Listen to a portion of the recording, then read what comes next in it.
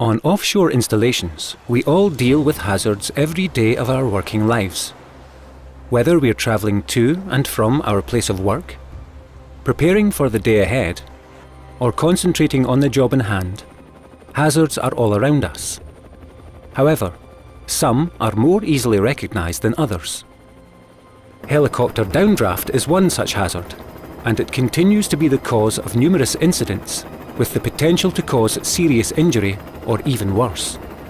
Let's look at a few examples. In this incident, the lid of an equipment container weighing 38.7 kilograms and a plastic storage station weighing 16.2 kilograms were blown from the pipe deck when a helicopter landed. Both items fell some 18.2 meters, narrowly avoiding 2 personnel working on the skid deck.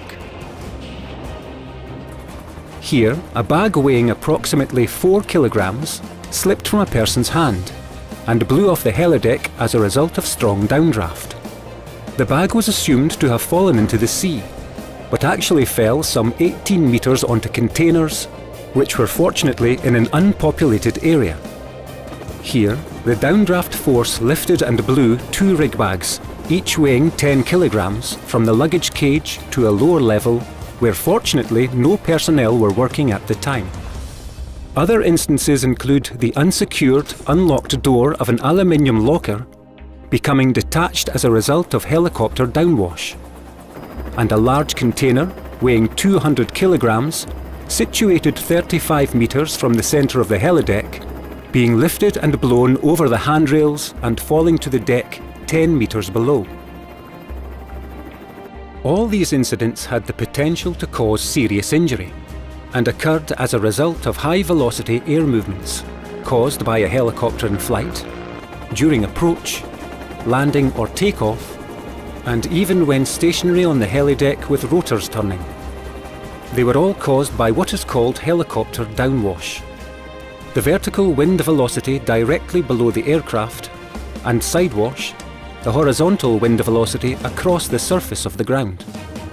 Let's take a closer look at the velocity profile created by a heavy or medium twin-engine helicopter, similar to the type used for the majority of offshore travel, and in this case, the Sikorsky S-92. During flight, the aircraft creates a side and downdraft profile. This extends horizontally beyond the rotor blades and vertically below, with the highest wind speeds experienced some 120 feet beneath the aircraft's rotor disc. On an offshore installation, rotor downwash is strongest and most dangerous when a helicopter is on short approach, whilst hovering, or during takeoff. The sidewash profile created by a helicopter on the helideck, or in hover just above it, is represented here.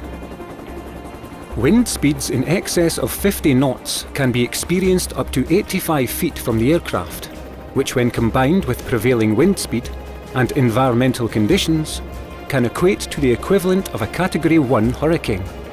This is sufficient to move extremely heavy objects. As a result, the combination of both down and sidewash can pose a significant hazard to personnel and plant.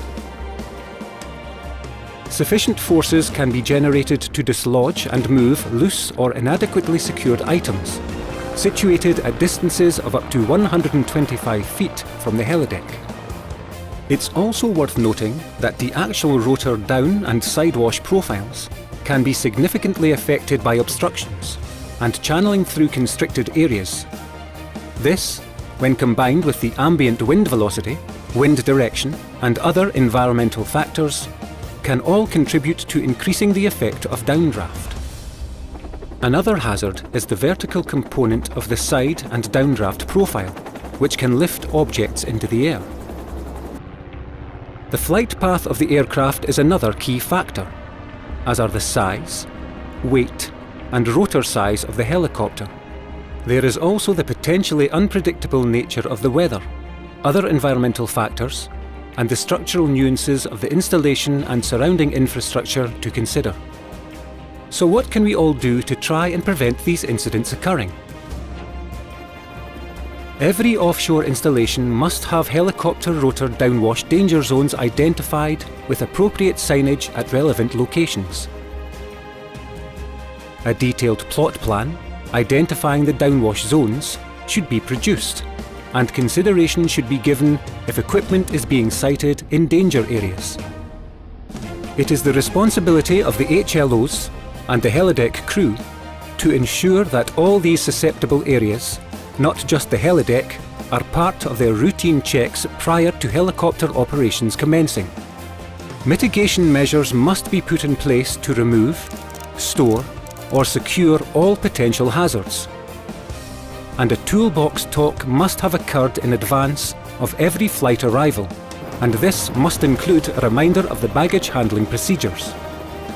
Light objects should not be left unattended and should be secured or walked to heli admin. Remember, stop.